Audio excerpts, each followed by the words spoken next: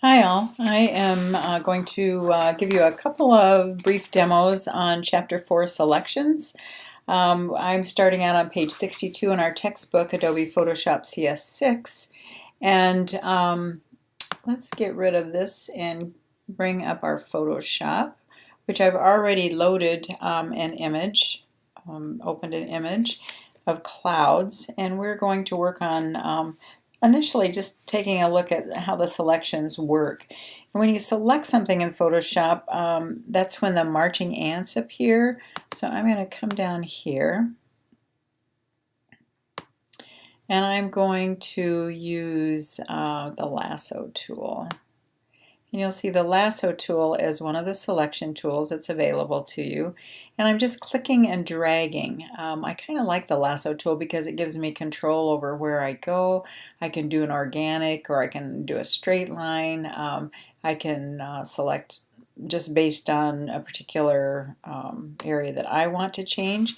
And you'll see that, yeah, that was not unfortunately, that didn't select as precisely or as finely as I wanted it to select. But it did select a round area. That's the lasso tool, and you'll see that this area that's selected is the area that's enclosed by the marching ants. So if I click and drag that, I'm going to double click on the background to activate that background so it's unlocked. I'm in the layers panel there. Now you'll see that it's unlocked, and I'm going to Command C, copy it, and Command V, paste it. And you'll see that I have made a copy of that particular area that I just lassoed. Now the reason why those edges, whoops, let's do that again. Let's undo that. I'm going to get the Move tool. I'm going to click and drag, and you'll see that I can change that. Maybe I wanted to see more sky and fewer clouds, and that's exactly the way I would do it. You'll notice when I had picked up the lasso tool, I had it feathered 20 pixels, and so that's why you see with my particular selection that kind of soft edge around there. Now if I chose to make a hard edge selection, I could change that feathering, and I'm going to go back, turn the background layer on again.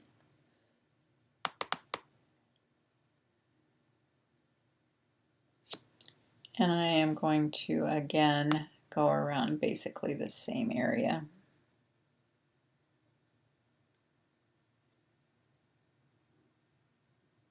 And I'm not so crazy with how detailed this selection is, and you'll see all of the ins and outs that I have in that shape, but when I actually click on it, well, now that time it did. It must be because I didn't feather at that time at all.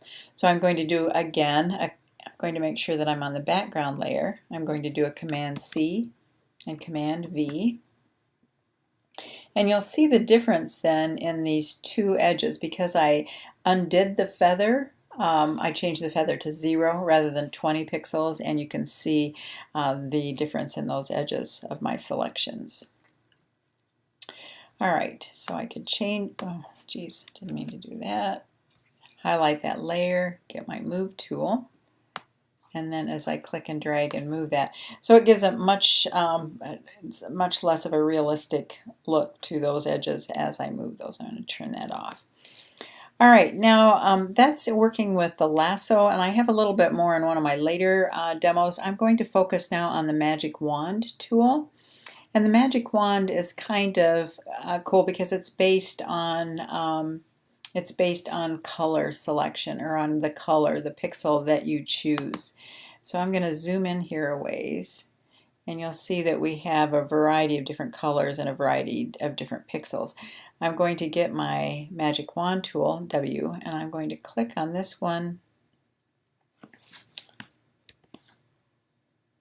right here, and you'll see that I'm going to do a select and deselect so we can be out here and see where I'm going to click here.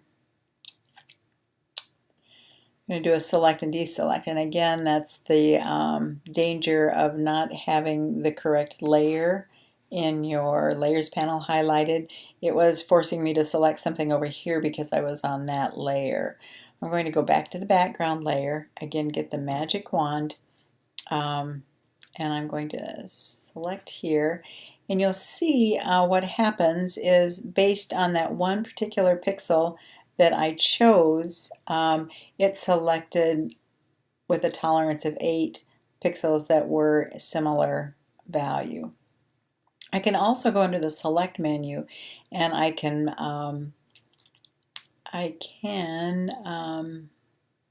grow or get more similar. So if I do similar, see that it grows it a little bit more. If I go under select and do grow, you'll see that it does grow it with primarily with those pixels that are nearby. So if I do a Command C and a Command V, let's see what pixels were actually selected with that magic wand. Okay, so you can see what was selected in similarity. All right, I'm going to go in and open up another image, see if I can find one that has a background color that's all one color. Because this is what the magic wand is really, it's really an expert at, is creating or selecting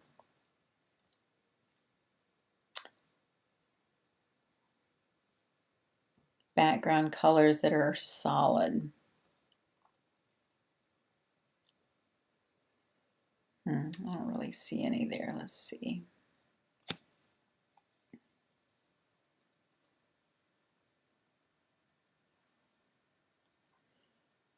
I'll open up this one. This looks like it might have a solid sky or a similar sky. Ooh, bad picture. All right, but now I am going to double click on the background to activate it. I'm going to get the magic wand, and right now it's set at a tolerance of 8. When I sample the colors, it's going to do a tolerance of 8 points or 8 values to for selection. I'm just going to click once here, and you'll see all of these marching ants. I'm going to copy Command C and Command V, and you'll see what was selected with a tolerance of 8. All right, so I'm going to go back in here, and I'm going to bump up that tolerance to, let's do 15 and see what happens. Hit Tab, and I'm going to get the magic wand, and I'm going to select in here again. Just a little bit more, but not quite as much as I want selected, so I'm going to bump up that tolerance again to 30. And I'm going to select it again, and you'll see that it has almost all of the sky selected along with some of the ground. So I'm going to bump that back, and I'm going to do a 25 and see what that, all right, still not exactly what I want. But this is how you set your selection parameters in using the magic wand. You can also indicate if you want it contiguous, so that would be only pixels that are next to one another. So let's try it at 30 with contiguous, and that's pretty darn close. I'm looking to get the sky.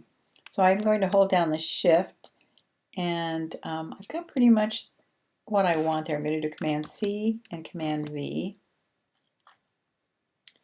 And I'm surprised it picked these up, but I guess it must have, because there was tolerance. These were considered close enough to be contiguous.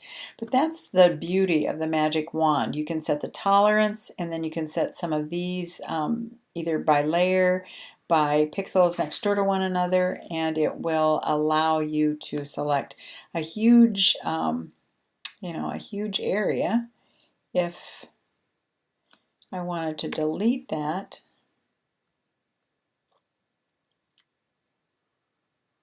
make sure I got all of that. Delete again. I don't know why it's not deleting it, but